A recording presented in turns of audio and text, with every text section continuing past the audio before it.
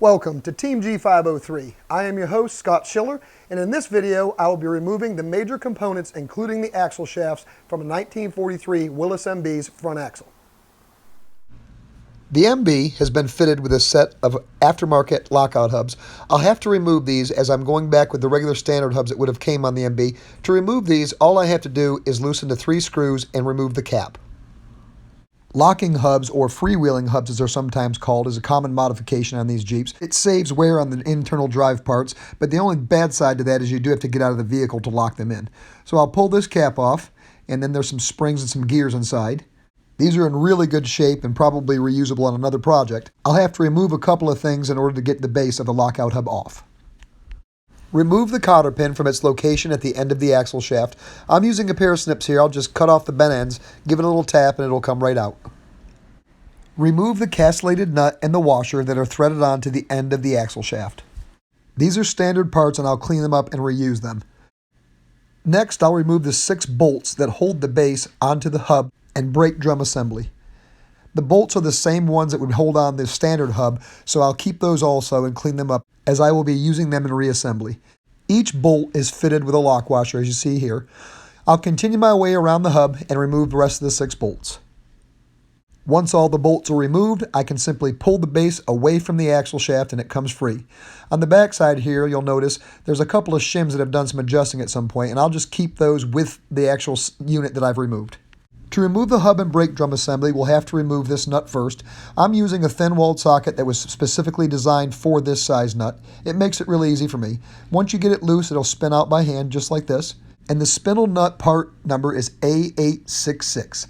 This one's got a little damage to it, but it's still serviceable. Next, remove the large washer. The washer part number is A867. And note the little tongue on here, how it's facing outwards. We've got a second spindle nut here that we'll have to remove, so again, I'll just use my socket. This one should come off pretty easily. I'm just going to turn it away by my hand, and then I'll continue with my fingers and just remove the nut the rest of the way off the spindle. And those bearings came right out of there, and you'll see I've got a washer and a bearing here. The bearing part number is 52942. The washer number is A865. It's slightly smaller in diameter and has a different tab than the outer one. Next, I can just pull the hub off of the spindle. We're not quite finished with the hub yet. We've still got to remove the rear seal and the opposite side bearing from the inside of the hub. The spindle looks like it's in good shape. There's no real bad scars or scratches on it. And now we can see the internals of our braking system. We've got our master cylinder and our springs and our pads. I'm going to remove this whole assembly as a unit as opposed to disassembling these on the axle. So I'm going to go ahead and remove the 6 bolts that hold the spindle and the brake backer plate onto the axle. I can remove all these parts from the backer plate on the bench, and it'll make it really easy for me to get the bolts on the back side. I'm down to the last bolt, so as I remove it, I'll grab the backer plate and the brake assembly, and then I can simply pull it away from the spindle and the axle. I'll set this aside and take it over to the workbench where I can disassemble it. Now we've got the spindle. The spindle is fitted inside the steering knuckle. I'll give it a couple taps here with my soft face mallet, and it comes right out. The spindle part number is A851. Remove it here from the axle shaft. We'll put it out of the way. Now we get to the fun part, the grease, and this has been greased up really well. To remove the axle shaft from the inside of the housing, gently pull out on it. You don't want to separate the joint here. This is a Bendix style joint with the big ball bearings, and slide it out from the axle shaft tube. Looks like I'll have a bunch of parts cleaning to do, and that's not a problem. I kind of actually enjoy it. I'll get some rags and get this cleaned up pretty good so we can move on with the disassembly of the steering knuckles. To remove the lower cap assembly, it's held onto the steering knuckle with the 4 studs and 4 nuts. I'll go ahead and take a socket, and I want to show you something interesting here. I've soaked these down with a penetrating catalyst, and this nut will come right off the stud, and it's just an interesting phenomenon. I've taken quite a few of these apart, and it always seems to be the same thing that happens. I'll show you here. This nut refuses to come off that stud, so I'll have to heat that up and remove that on the bench. But you can take out the bolt just like this, and it's not going to hurt anything. Once I've got all 4 bolts removed, I'm going to take my soft face mallet and just give the cap a couple little taps on the steering knuckle to relieve it, and I'll slide it away gently. There's shims behind here, and you're going to want to save those and make a note of exactly where they came from. I'll clean these up and tag and bag them, and I'll call this one driver's side lower, just so I know. When I go to reassemble this, these shims will be a good start in setting the preload on the bearings. The cap assembly number is A828. We'll take a look here at the top of the steering knuckle, and we've got our brake guard. The brake guard is bolted through the steering arm, which is going to act as the top cap. So I'll go ahead and remove the bolts just as I did on the lower side. After I get them removed, I'll grab a hold of the brake hose guard and slide it off the studs. This protects the rubber brake line hoses from being damaged as the knuckle turns back and forth. We'll put that aside and clean it up and paint it. I'll give it a tap again with my saw face mallet. This is the steering arm that acts as the top cap also. The kingpin, as it's called, is on the inside here, and I'll show it to you. Again, we've got our shims, and I'll take those shims off and clean them and put them in a bag and mark them as top of the driver's side. Just for a reference later, when I go back to put the bearings back in, I can set the preload. I've got a starting point. The steering knuckle is now loose, and my next step will be to take the small bolts out of the back side of the knuckle and remove the retainer. The retainer is part number A814. I'll just work my way around the knuckle and remove all of the 8 bolts. Once the bolts are removed, I can remove the retainer and the seal from the steering knuckle and pull the steering knuckle away from the axle housing. I'll take this over to the bench and clean it up, and I can also show you how I can remove the studs that didn't come out of the knuckle. The retainer is actually 2 pieces that are separate, so I'll just go ahead and separate these here. And we've got our felt seal that's pretty wore out and our gasket that's tore. The gasket number is A820, and I'll be replacing all these components. The caps and kingpins ride on bearings that are cast into the inside of the axle housing. I'll go ahead and pop one out of the race here just so I can show it to you. And we've got this all greased up too. Let me wipe this up a bit so we can get a good look at it. The bearing part number is 52940. I'll wipe a little bit of the grease off of the cup, as the manual calls it here. I've always called these races, but they are listed in the parts manual as cups. This one's got a little wear on it. I'll remove the one from the opposite side of the housing, and then we'll be able to easily remove the cups.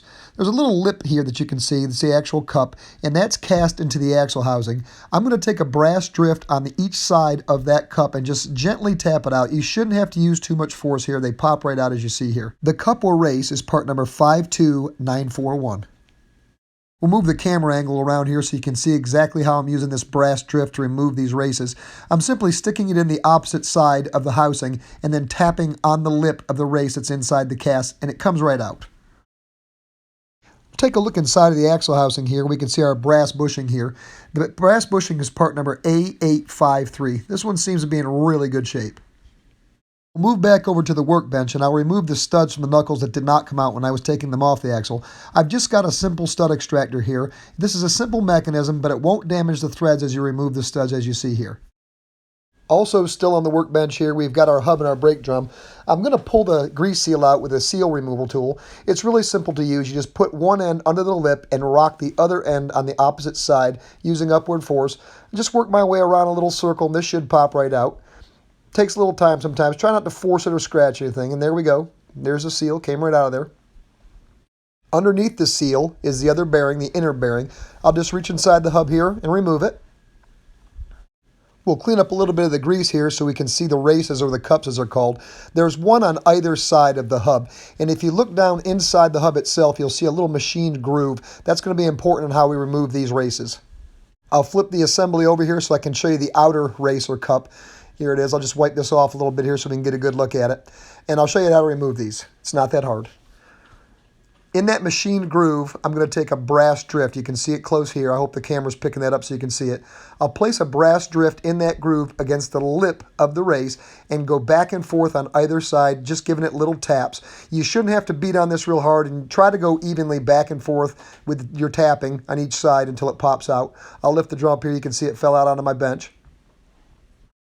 Flip the drum assembly over, and then I can remove the one on the opposite side. Again, you can see that little groove right there that's machined into the hub. We'll just place our drift inside and give it a couple taps on either side, and the race will come right out. I'll be taking these drums to a local machine shop to have them resurfaced, so I'll keep the old races. A lot of times, the machines that they use to turn these down require you have the races installed. And lastly on the bench, and last part of the video, I just wanted to show you the assembly of the brakes here. We've got our brake pads on either side that are held in with 2 anchor pins through a plate that go through the backer plate that's mounted to the knuckle on the axle. Those anchor pins are held in place with a nut and a lock washer. I'll pull out the anchor pins in the plate here and remove it from the backer plate. That way I can remove the shoes. Under the anchor plate and between the shoes are the cams. I'll remove the shoes so you can see the cam. There's two little brass cams that ride on the inside of the holes of the lower part of the brake shoes. We'll take a look at these cams here, and if you'll notice, they're machined, so there's a slot specifically made for the anchor pin. As it is inserted into that anchor pin, it only fits one way, and the circle is not centered onto the pin. That way, when you turn this on the inside to adjust your brakes, that cam will roll on the inside of that hole of that brake pad and move it in or out in final adjustment. The last thing I need to do on the plate here is remove the eccentrics. They're located at the lower part there. They look like quarters. I'm not going to go really in depth in the brakes at this point because we're going to be doing another video on brakes, but I did want to show you this as part of the disassembly of the front axle. I hope you enjoyed the video and found it informative and helpful. If you'd like to follow along with the Team G503 videos, you can see where we're going in the future and you can see where we've been in the past with this project. You can do so by subscribing to Team G503 on YouTube. Until next time, my friends, keep it safe and happy Jeeping.